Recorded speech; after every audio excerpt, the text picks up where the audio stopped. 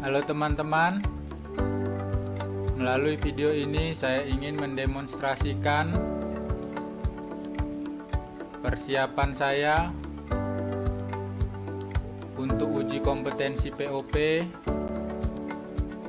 melalui aspek kritis penilaian setiap unit kompetensi.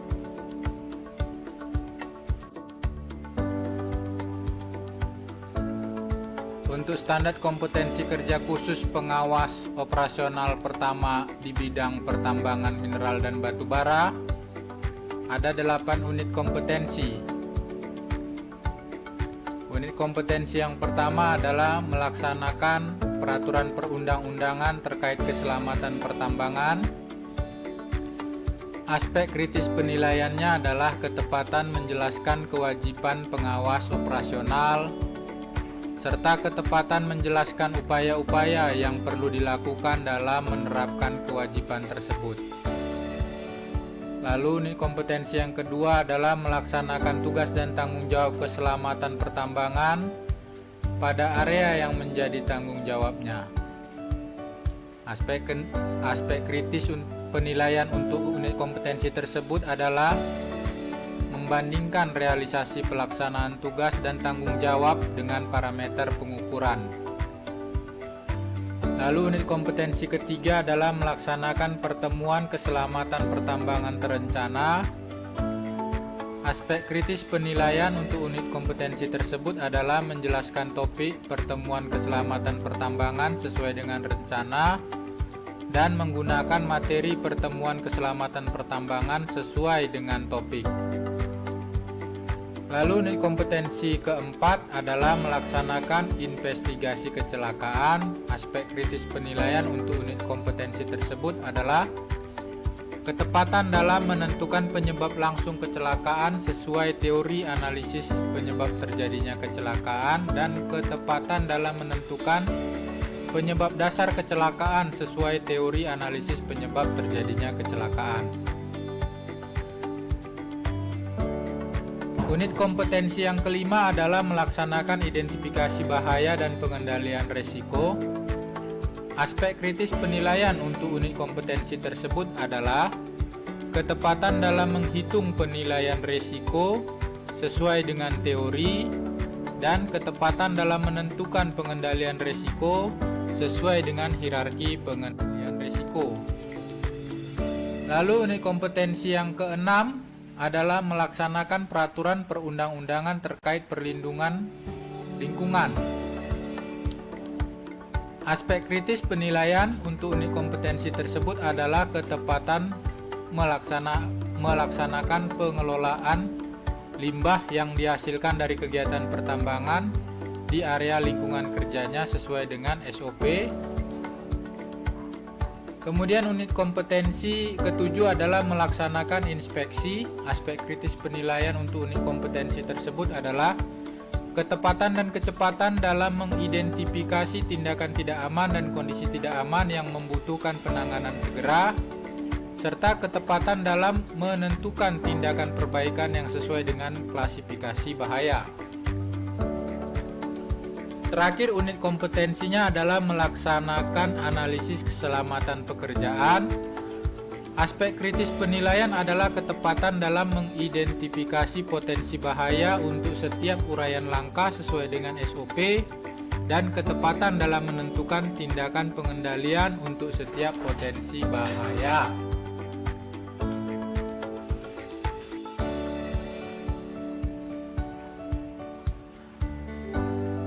Unit kompetensi pertama adalah melaksanakan peraturan perundang-undangan terkait keselamatan pertambangan. Aspek kritis penilaian untuk unit kompetensi ini adalah ketepatan menjelaskan kewajiban pengawas operasional dan ketepatan menjelaskan upaya-upaya yang diperlukan dalam menerapkan kewajiban tersebut. Kewajiban pengawas operasional pertambangan adalah bertanggung jawab kepada KTT atau PTL untuk keselamatan dan kesehatan semua anak buahnya, lalu melaksanakan inspeksi, pemeriksaan, dan pengujian, Kemudian bertanggung jawab kepada KTT atau PTL untuk keselamatan, kesehatan, dan kesejahteraan dari semua orang yang ditugaskan kepadanya. Terakhir, membuat dan menandatangani laporan inspeksi, pemeriksaan, dan pengujian. Seorang pengawas operasional pertambangan harus bertanggung jawab untuk keselamatan dan kesehatan semua anak buahnya dari awal sampai akhir jam kerja di wilayah izin usaha pertambangan yang menjadi area pengawasannya. Untuk itu dia harus melakukan inspeksi, pemeriksaan, dan pengujian untuk mengidentifikasi kondisi tidak aman dan tindakan tidak aman yang beresiko dapat mencelakakan anak buahnya. Seorang pengawas operasional pertambangan juga harus bertanggung jawab untuk keselamatan, kesehatan, dan kesejahteraan semua orang lain yang ditugaskan kepadanya. Orang lain yang ditugaskan kepadanya ini bukanlah anak buahnya. Ini bisa saja adalah pekerja tambang yang menjadi anak buah pengawas lain yang sedang bekerja di area pengawasannya, atau orang yang mendapat izin dari KTT atau PTL untuk memasuki wilayah izin usaha pertambangan yang sedang berada di area pengawasannya. Contohnya adalah seorang anggota kru survei yang sedang mengambil data di area front loading. Maka pengawas area front loading tersebut harus bertanggung jawab untuk keselamatan, kesehatan, dan kesejahteraan kru survei itu. Pengawas tersebut harus memberitahukan kepada kru survei tentang keadaan tidak aman yang ada di area itu, misalnya jalan licin.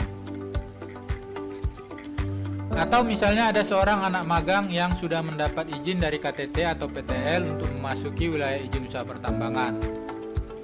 Anak magang ini sedang mengambil data cycle time di area front loading pada saat jam makan siang. Maka pengawas area front loading tersebut harus bertanggung jawab untuk keselamatan, kesehatan, dan kesejahteraan anak magang itu. Pengawas tersebut harus memastikan bahwa anak magang itu mendapatkan jatah makan siangnya. Tolok ukur keberhasilan pelaksanaan kewajiban seorang pengawas operasional pertambangan bukanlah dengan tidak terjadinya kecelakaan tambang, atau tolok ukur kegagalan pelaksanaan kewajiban seorang pengawas operasional pertambangan bukanlah dengan terjadinya kecelakaan tambang. Kecelakaan tambang bisa saja terjadi bukan karena tindakan tidak aman ataupun kondisi tidak aman, melainkan takdir. Karena itu, saat seorang pengawas operasional pertambangan melakukan inspeksi, pemeriksaan, dan pengujian, dia harus melaporkannya. Dia harus menuliskan laporan tentang pelaksanaan inspeksi, pemeriksaan, dan pengujian yang dilakukannya. Laporan itu harus disampaikan kepada atasannya untuk diperiksa dan ditandatangani. Setiap temuan dalam inspeksi, pemeriksaan, dan pengujian harus di-follow up oleh atasannya sampai statusnya close. Kemudian petugas K3 pertambangan akan mengumpulkan laporan yang dibuat oleh semua pengawas operasional. Dengan begitu, akuntabilitas pelaksanaan kewajiban pengawas operasional dapat terukur. Lalu, unit kompetensi melaksanakan tugas dan tanggung jawab keselamatan pertambangan pada area yang menjadi tanggung jawabnya. Aspek kritis penilaian untuk unit kompetensi ini adalah membandingkan realisasi pelaksanaan tugas dan tanggung jawab dengan parameter pengukuran. Secara ringkas dapat dikatakan bahwa tugas dan tanggung jawab seorang pengawas operasional pertambangan adalah bertanggung jawab untuk keselamatan dan kesehatan anak buahnya, serta bertanggung jawab untuk keselamatan, kesehatan, dan kesejahteraan semua orang lain yang ditugaskan kepadanya. Untuk melakukan ini, dia harus melakukan inspeksi, pemeriksaan, dan pengujian.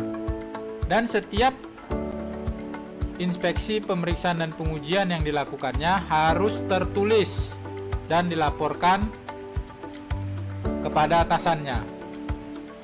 Tingkat pelaksanaan tugas dan tanggung jawab pengawas operasional harus dapat diukur kualitas dan kuantitasnya.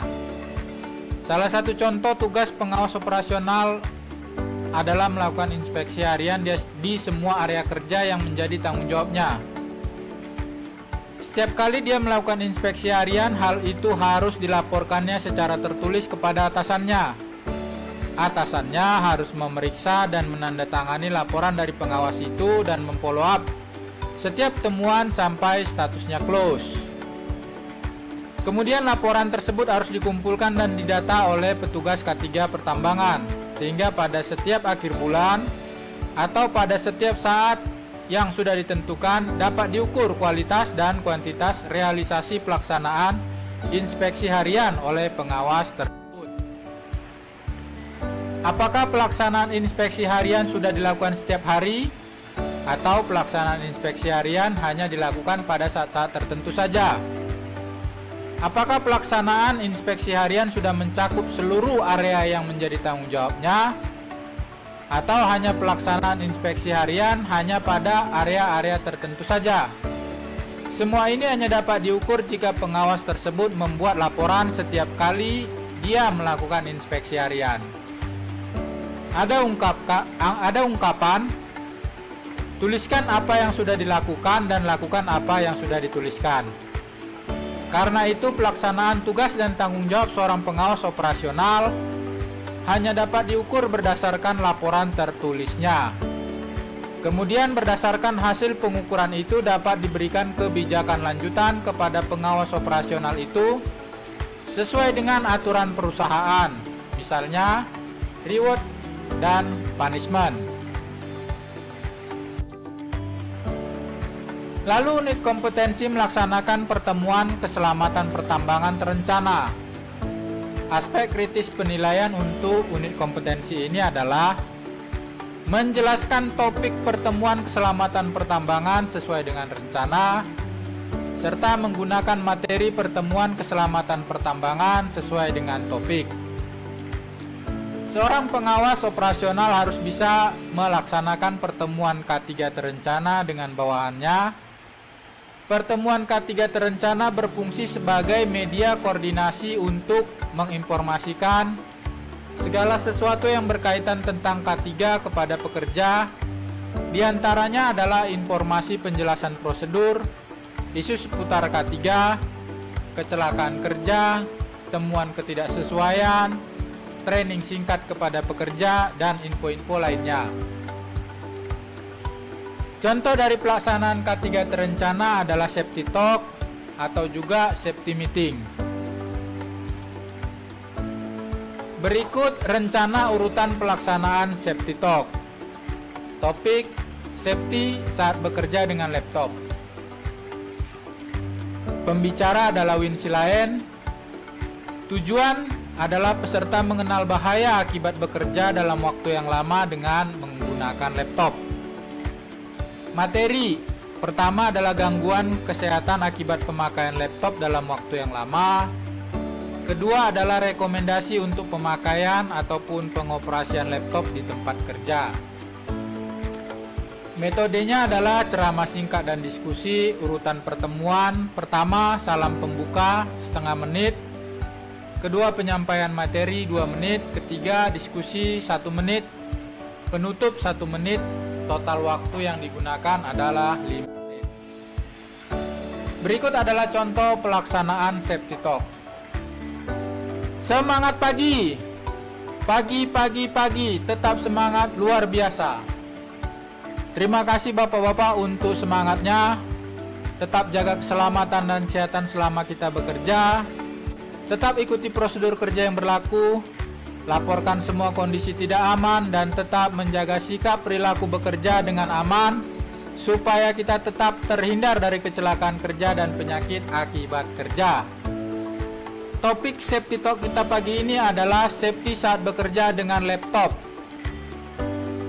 Secara garis besar, gangguan kesehatan akibat pemakaian laptop yang salah dapat dikelompokkan menjadi 3, yaitu gangguan pada bagian mata dan kepala, kemudian gangguan pada bagian lengan dan tangan, lalu gangguan pada leher, pundak, dan punggung.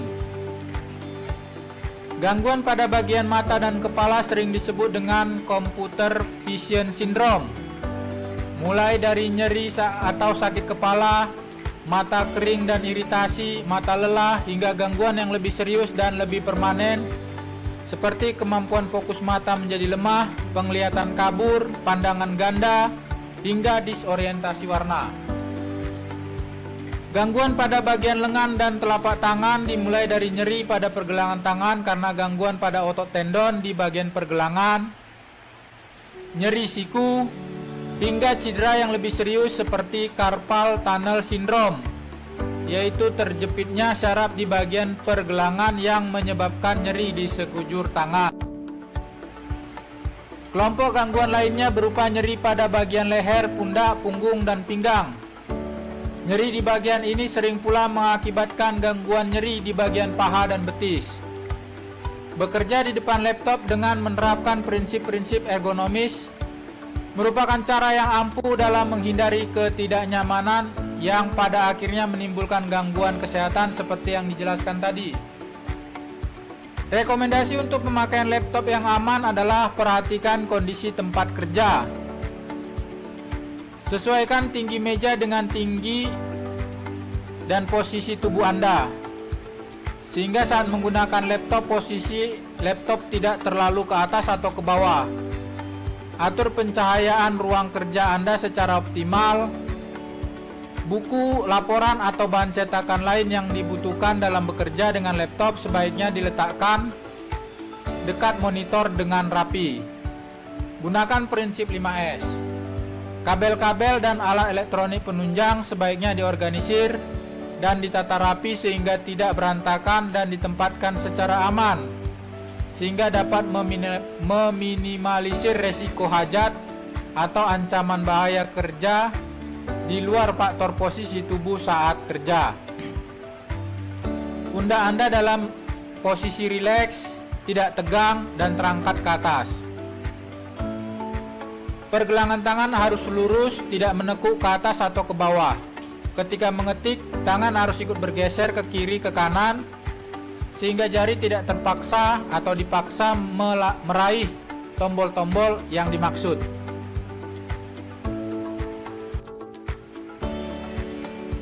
Demikian materi untuk safety talk kita pagi ini. Dari bapak-bapak sekalian, apakah ada pertanyaan atau masukan? Silakan Pak untuk menyampaikan pertanyaan atau masukannya. Lalu diskusi atau tanya jawab berlangsung selama 1 menit. Baik, karena waktunya sudah cukup, maka kegiatan safety talk pagi ini dapat kita akhiri sampai di sini. Namun sebelum kita mulai aktivitas kita pagi ini, terlebih dahulu kita akan berdoa kepada Tuhan agar kita tetap diberi keselamatan dan kesehatan selama kita bekerja. Berdoa dimulai.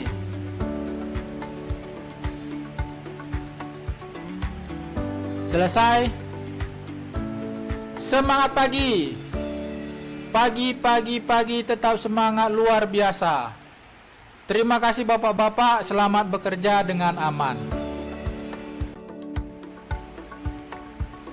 Kemudian unit kompetensi melaksanakan investigasi kecelakaan. Aspek kritis penilaian untuk unit kompetensi ini adalah ketepatan dalam menentukan penyebab langsung kecelakaan sesuai teori analisis penyebab terjadinya kecelakaan, serta ketepatan dalam menentukan penyebab dasar kecelakaan sesuai teori penyebab terjadinya kecelakaan.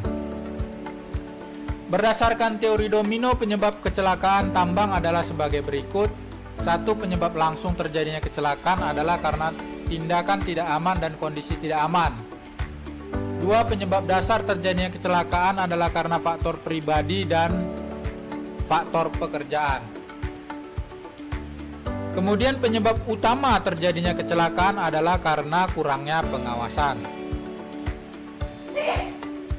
Berdasarkan Kepmen 1827 tahun 2018, kriteria kecelakaan tambang adalah 1. Benar-benar terjadi, yaitu tidak diinginkan, tidak direncanakan, dan tanpa unsur kesengajaan.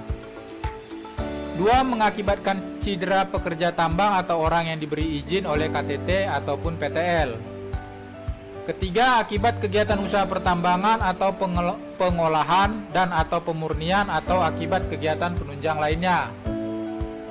Lalu terjadi pada saat jam kerja tambang untuk pekerja tambang yang mendapat cedera, atau setiap saat bagi orang yang diberi izin.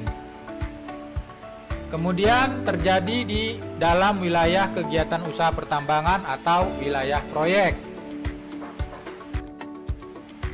Cedera akibat kecelakaan tambang digolongkan dalam kategori sebagai berikut. Cedera ringan, yaitu cedera akibat kecelakaan tambang yang menyebabkan pekerja tambang tidak mampu melakukan tugas semula lebih dari 1 hari dan kurang dari 3 minggu, termasuk hari Minggu dan hari libur. Lalu cedera berat. Cedera berat ini ada 3 kriterianya. Yang pertama adalah cedera akibat kecelakaan tambang yang menyebabkan pekerja tambang tidak mampu melakukan tugas semula selama 3 minggu atau lebih, termasuk hari Minggu dan hari libur.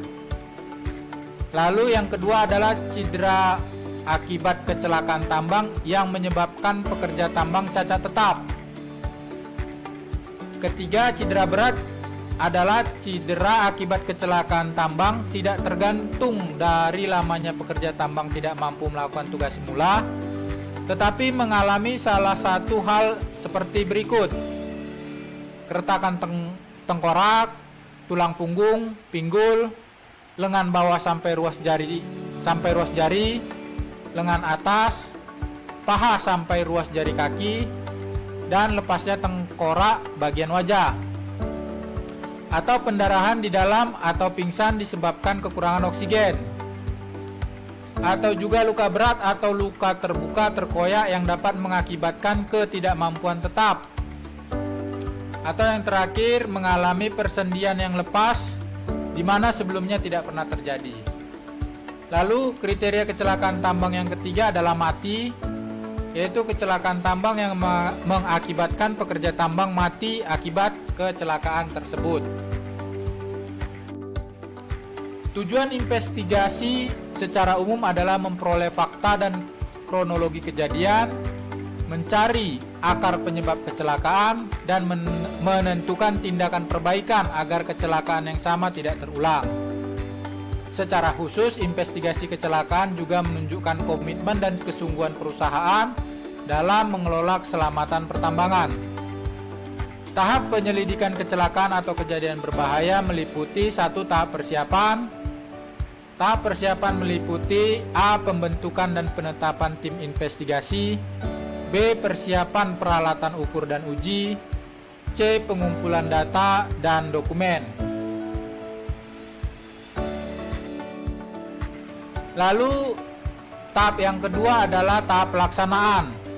Tahap pelaksanaan meliputi A. Tim investigasi bersama penanggung jawab area yang ditunjuk menuju ke lokasi terjadinya kecelakaan. B. Tim investigasi melakukan penyelidikan antara lain terhadap lokasi, sarana, prasarana, peralatan, dan atau instalasi yang diduga berhubungan dengan kecelakaan. C. Tim investigasi melakukan wawancara terhadap saksi langsung maupun tidak langsung terkait dengan kecelakaan atau kejadian berbahaya. D. Tim investigasi bersama saksi melakukan rekonstruksi jika diperlukan, dan apabila rekonstruksi dilakukan maka rekonstruksi tersebut harus dilakukan dengan aman.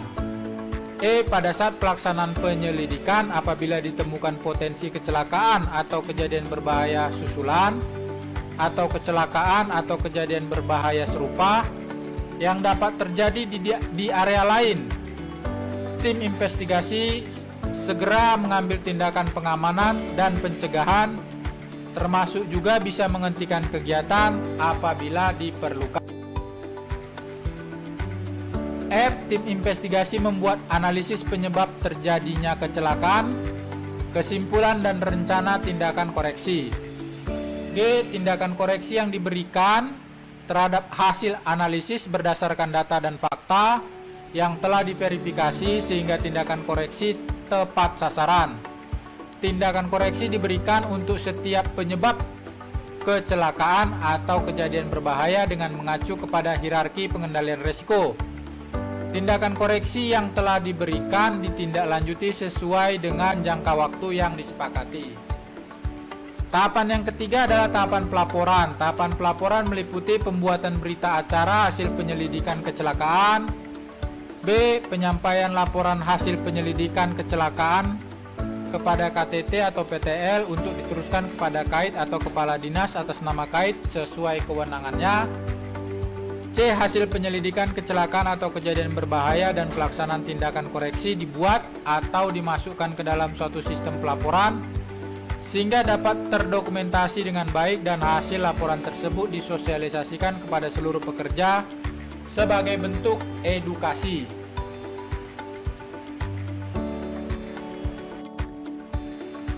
Lalu keempat adalah pemantauan pelaksanaan tindakan koreksi. Pelaksanaan dari setiap tindakan koreksi dipantau untuk memastikan tindakan koreksi telah ditindaklanjuti dengan baik dan tepat waktu. Selanjutnya adalah evaluasi penyelidikan kecelakaan atau kejadian berbahaya. Evaluasi dilakukan secara menyeluruh terhadap setiap penyelidikan, setiap tahap penyelidikan, dan hasil dari pelaksanaan tindakan koreksi. Unit kompetensi berikutnya adalah melaksanakan identifikasi bahaya dan pengendalian risiko. Aspek kritis penilaian untuk unit kompetensi ini adalah ketepatan dalam menghitung penilaian risiko sesuai dengan teori, serta ketepatan dalam menentukan pengendalian risiko sesuai dengan hierarki pengendalian risiko. Bahaya adalah sesuatu yang dapat menyebabkan kerugian, baik itu penyakit, kematian pada manusia, dan kerusakan pada lingkungan atau peralatan.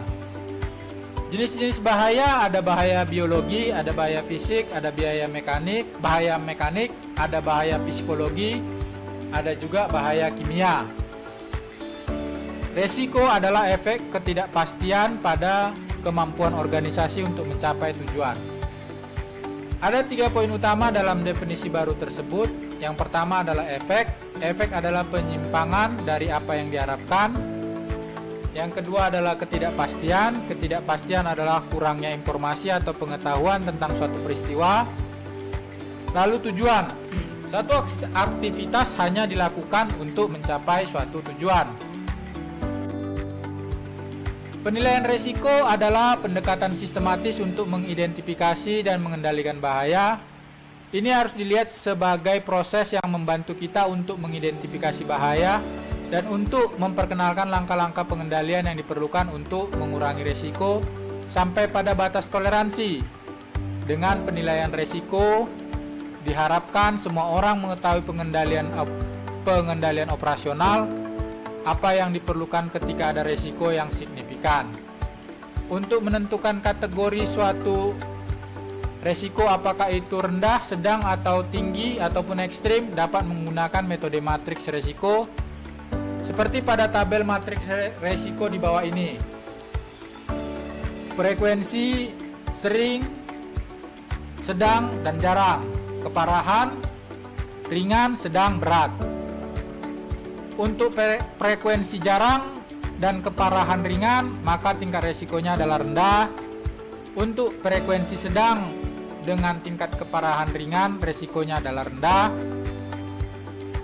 Lalu untuk frekuensi sering dan tingkat keparahan ringan, tingkat resikonya adalah sedang. Begitu selanjutnya. Lalu contoh penilaian resiko. Kegiatan yang akan dinilai resikonya adalah anak belajar naik sepeda di jalan raya yang sedang banyak mobil.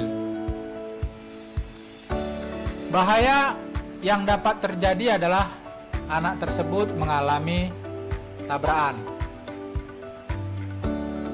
Kemudian kita nilai frekuensi dan keparahan tabrakan tersebut. Apakah kemungkinan anak tersebut tertabrak mobil sering, sedang, atau jarang dengan kondisi yang disebutkan tadi? Maka jawabnya adalah sering. Apakah tingkat cedera yang dialami anak tersebut jika tertabrak mobil akan ringan, sedang, atau berat? Maka jawabnya adalah berat. Maka nilai risiko untuk kegiatan seorang anak belajar naik sepeda di jalan raya yang sedang banyak mobil adalah ekstrim. Setelah mengetahui nilai risiko kegiatan tersebut adalah ekstrim, maka harus dilakukan tindakan untuk mengendalikan resiko supaya nilai resikonya berkurang dan kegiatan aman untuk dilakukan. Tindakan untuk mengendalikan resiko dapat diambil sesuai dengan hierarki pengendalian resiko. Hierarki pengendalian resiko adalah satu eliminasi, yaitu menghilangkan sumber bahaya. Contohnya anak latihan naik sepeda hanya saat jalan tersebut sudah tidak dilalui mobil lagi. Lalu hierarki berikutnya adalah substitusi, yaitu mengganti sumber bahaya. Contohnya anak latihan naik sepeda bukan di jalan itu tetapi di jalan lain yang sepi. Hierarki berikutnya adalah perencanaan atau rekayasa, yaitu memodifikasi sumber bahaya. Contohnya adalah saat anak latihan naik sepeda, ada orang dewasa yang mengatur lalu lintas sehingga mobil tidak melaju dengan kencang. Hierarki selanjutnya adalah administrasi, yaitu membuat prosedur atau rambu untuk diikuti. Contohnya adalah di badan jalan yang akan digunakan untuk latihan sepeda dipasang safety cone dan barikade. Hierarki terakhir adalah APD, yaitu memberikan alat pelindung kepada anak untuk digunakan saat latihan. Contohnya anak menggunakan helm pelindung lutut dan siku. Unit kompetensi berikutnya adalah melaksanakan peraturan perundang-undangan terkait perlindungan lingkungan. Aspek kritis penilaian untuk unit kompetensi ini adalah ketepatan melaksanakan pengelolaan limbah yang dihasilkan dari kegiatan pertambangan di area lingkungan kerjanya sesuai dengan standar operasional prosedur. Limbah tambang adalah buangan atau limbah yang dihasilkan dari suatu proses produksi kegiatan atau perusahaan pertambangan. Pengolahan dan pengelolaan limbah tambang harus ditangani dengan benar supaya tidak menimbulkan bahaya atau pencemaran terhadap lingkungan. Pengelolaan pencemaran air. Seluruh air limbah yang dihasilkan dari kegiatan pertambangan tidak boleh dilepaskan ke lingkungan kecuali telah melalui titik penataan. Perusahaan harus membangun fasilitas pengelolaan air baik untuk air limbah tambang maupun air limbah domestik. Contoh pengelolaan air limbah tambang. Terlepasnya air asam tambang ke lingkungan akan memberi dampak negatif pada lingkungan, khususnya pada badan air penerima. Upaya pencegahan terbentuknya air asam tambang bisa dimulai dari identifikasi jenis batuan yang berpotensi asam. Lalu strategi selektif dumping untuk memisahkan batuan asam dan tidak asam. Dan strategi dam cover. Di beberapa kondisi pembentukan air asam tambang tidak dapat dihindari karena proses penambangan yang sedang berlangsung. Pada kondisi ini, air asam tambang akan diberi perlakuan dengan kapur tohor dan hanya dikeluarkan ke badan air penerima saat netral. Lalu kemudian ada pengelolaan air limbah domestik. Fasilitas pengelolaan limbah domestik atau sering disingkat STP dapat dibangun dengan menggunakan teknologi lumpur aktif. Dengan fasilitas ini perusahaan mampu mengurangi beban limbah domestik yang umumnya menjadi permasalahan utama area perkotaan. Lalu pengelolaan pencemaran udara. Potensi pencemaran udara pada kegiatan tambang berasal dari penggalian, pengangkutan batuan penutup, penimbunan batuan penutup, penambangan batu bara, pengangkutan batu bara, dan pengolahan batu bara. Selain itu, potensi pencemaran berasal dari pelepasan emisi dari sumber bergerak dan tidak bergerak, dan getaran akibat kegiatan peledakan. Contoh pengelolaan potensi pencemaran debu. Untuk memastikan potensi pencemaran akibat debu dapat dikendalikan dengan baik, Dapat dilakukan upaya yaitu penyiraman jalan tambang. Penyiraman ini dilakukan dengan menggunakan air dan bahan pengikat debu. Lalu pengelolaan potensi pencemaran emisi. Sumber emisi tersebut diantaranya adalah penggunaan bahan bakar solar untuk boiler dan genset, penggunaan bahan bakar solar untuk kendaraan operasional dan peralatan operasional tambang, untuk memastikan emisi gas pada peralatan operasional tambang maupun kendaraan operasional selalu memenuhi baku mutu, maka harus selalu dilakukan perawatan berkala untuk menjaga efektivitas proses pembakaran. Ketiga, pengelolaan potensi pencemaran kebisingan dan getaran. Beberapa hal yang dapat dilakukan untuk mengurangi kebisingan dan getaran diantaranya penanaman green barrier di sekitar overland conveyor, pengurangan kecepatan dump truck tidak melebihi 60 km per jam, serta pelaksanaan peledakan secara terkendali. Lalu pengelolaan limbah bahan berbahaya dan beracun, limbah B3 dan hidrokarbon. Contoh pengelolaannya adalah 1. Pengelolaan limbah bahan berbahaya dan beracun. Limbah B3 dari kegiatan operasional pertambangan dikelola sesuai ketentuan peraturan pemerintah, yaitu mulai dari tata cara penyimpanan sementara, pemanfaatan, pengolahan internal, sampai dengan dikirim ke pihak ketiga berizin untuk dikelola lebih lanjut.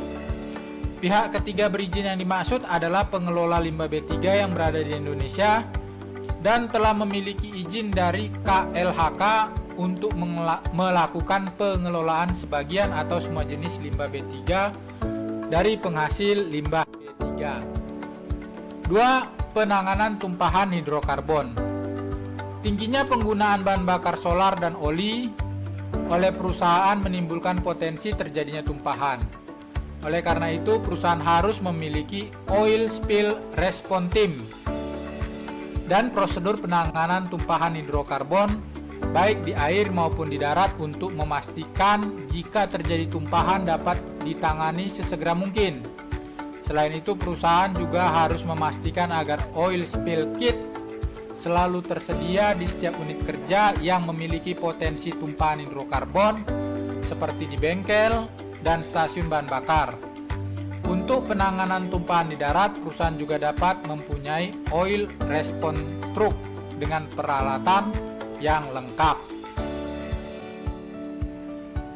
Lalu unit kompetensi melaksanakan inspeksi. Aspek kritis penilaian untuk unit kompetensi ini adalah ketepatan dan kecepatan dalam mengidentifikasi tindakan tidak aman dan kondisi tidak aman yang membutuhkan penanganan segera, serta ketepatan dalam menentukan tindakan perbaikan yang sesuai dengan klasifikasi bahaya.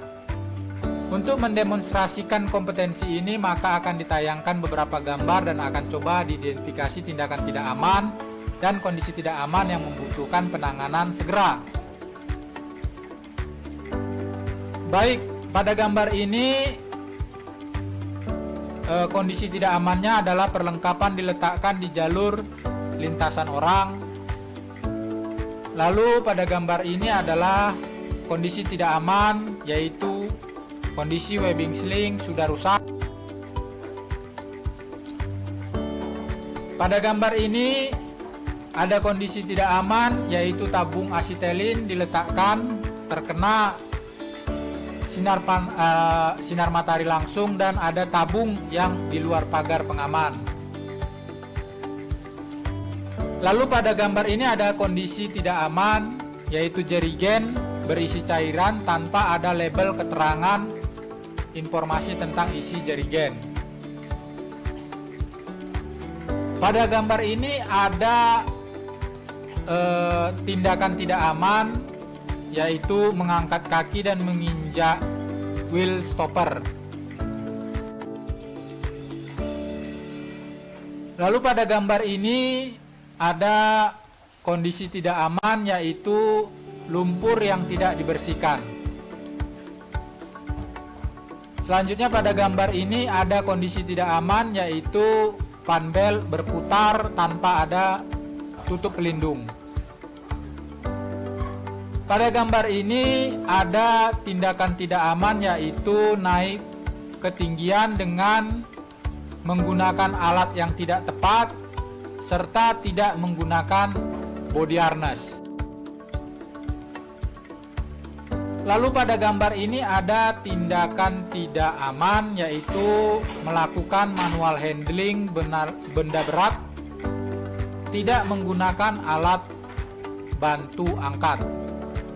Pada gambar ini ada kondisi tidak aman, yaitu fan belt berputar tanpa ada pelindung. Kemudian pada gambar ini ada tindakan tidak aman, yaitu housekeeping berantakan, sampah dibuang tidak pada tempatnya. Kemudian pada gambar ini ada tindakan tidak aman, yaitu bekerja tidak menggunakan APD lengkap. Pada gambar ini ada kondisi tidak aman, yaitu letak posisi apar pada area yang sulit terjangkau. Pada gambar ini ada tindakan tidak aman, yaitu turun dari bak truk tidak dengan metode 3 titik tumpu.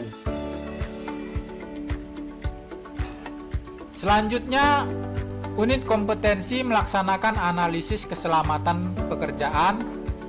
Aspek kritis penilaian untuk unit kompetensi ini adalah ketepatan dalam mengidentifikasi bahaya, potensi bahaya untuk setiap uraian langkah sesuai dengan SOP, serta ketepatan dalam menentukan tindakan pengendalian untuk setiap potensi bahaya. Untuk mendemonstrasikan kompetensi ini, maka akan dibuat IBPR dan JSA untuk skenario kegiatan sebagai berikut. 1. Buatlah JSA untuk pekerjaan mengecat tembok depan rumah dengan menggunakan tangga lipat portable. 2. Buatlah IBPR untuk salah satu langkah pekerjaan dalam JSA tersebut. JSA-nya uraian langkah pekerjaannya ada 6. Langkah pekerjaan pertama adalah mengambil tangga. Bahaya yang timbul ada 3.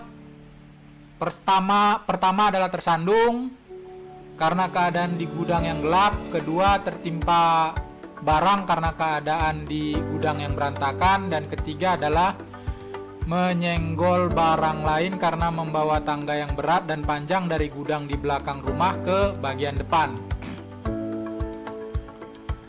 Tindakan pengendaliannya. 1. Untuk bahaya tersandung adalah karena keadaan di gudang yang gelap adalah membawa senter untuk memberi penerangan di dalam gudang. Lalu tindakan pengendalian untuk bahaya tertimpa barang karena keadaan di gudang yang berantakan adalah pertama, membuka pintu gudang secara perlahan. Kemudian perhatikan jika ada benda yang bergeser karena pintu yang dibuka, melalui mendengar suara yang ditimbulkan. Lalu setelah pintu dibuka, sebelum memasuki gudang, perhatikan terlebih dahulu keadaan di gudang.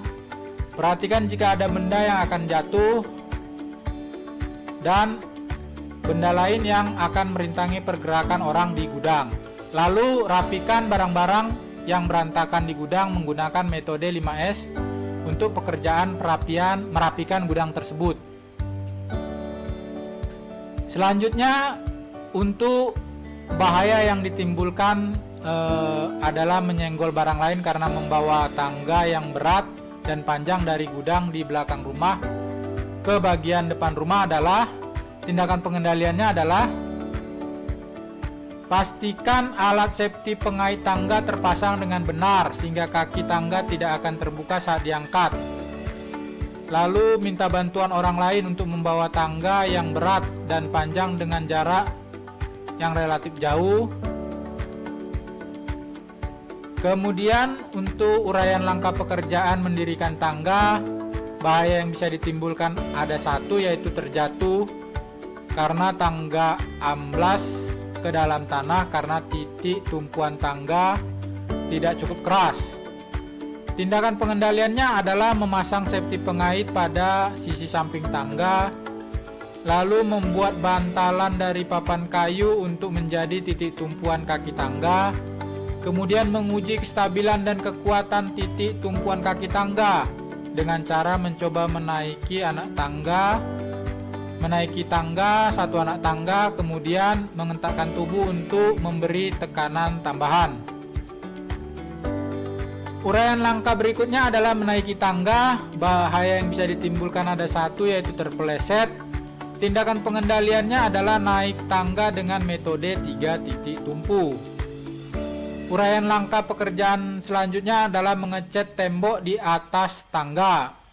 Bahaya yang bisa ditimbulkan ada 2. Pertama, terjatuh. Kedua, tanah tercemar oleh tetesan cat yang jatuh menetes saat bekerja.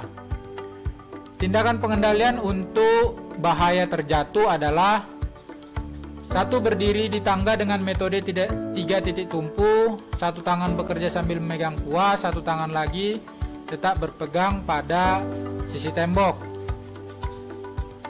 Tindakan pengendalian kedua adalah membuat peranca untuk tempat meletakkan ember cat cukup dekat dengan jangkauan. Lalu bahaya tanah tercemar oleh cairan cat yang jatuh menetes saat bekerja.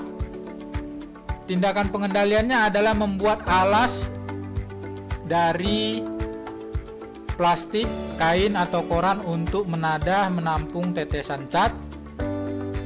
Lalu uraian langkah selanjutnya adalah menuruni tangga. Bahaya yang bisa timbul adalah terpeleset. Tindakan pengendaliannya adalah turun tangga dengan metode 3 titik tumpu. Selanjutnya, uraian langkah pekerjaannya adalah mengembalikan tangga. Bahaya yang bisa ditimbulkan adalah menyenggol barang lain karena membawa tangga yang berat dan panjang dari bagian depan rumah ke gudang di belakang rumah. Tindakan pengendaliannya adalah memastikan alat safety pengait tangga terpasang dengan benar sehingga kaki tangga tidak akan terbuka saat diangkat. Lalu minta bantuan 1 orang lain untuk bersama-sama membawa tangga yang berat dan panjang dengan jarak yang relatif jauh. Lalu IBPR untuk proses atau aktivitas pekerjaan yaitu mengecat tembok di atas tangga. Potensi bahayanya adalah terjatuh dan tetesan cat jatuh mengkontaminasi tanah. Skenario kecelakaan untuk potensi bahaya terjatuh adalah bekerja mengecat tembok dengan berdiri di atas tangga, kemudian harus membungkuk untuk membasahi kuas dengan cairan cat, menyebabkan ada saat pekerja berdiri di atas tangga dengan hanya 2 titik tumpu. Karena itu pekerja dapat terjatuh. Penilaian risiko: P sama dengan 4, S sama dengan 2, F sama dengan 3, maka total resikonya adalah 24. Lalu tindakan pengendalian resiko adalah membuat peranca tambahan untuk meletakkan ember cat dekat dengan jangkauan pekerja. Kemudian penilaian resiko P menjadi 2, S menjadi 2, F menjadi 3, maka total resiko turun dari 24 menjadi 12. Potensi bahaya yang kedua adalah tetesan cat jatuh mengkontaminasi tanah. Skenario kecelakaannya adalah saat membasahi kuas dengan cairan cat menetes jatuh ke tanah. Penilaian resiko P sama dengan 4, S sama dengan 2, F sama dengan 2, maka total resiko adalah 16. Pengendalian resikonya adalah membuat alas dari plastik atau kain atau koran untuk menada tetesan cat. Penilaian resiko kemudian adalah P menjadi 2, S tetap 2, F tetap 2, maka total resiko berkurang dari 16 menjadi 8. Baik, begitu saja teman-teman untuk demonstrasi hasil belajar saya untuk persiapan uji kompetensi POP.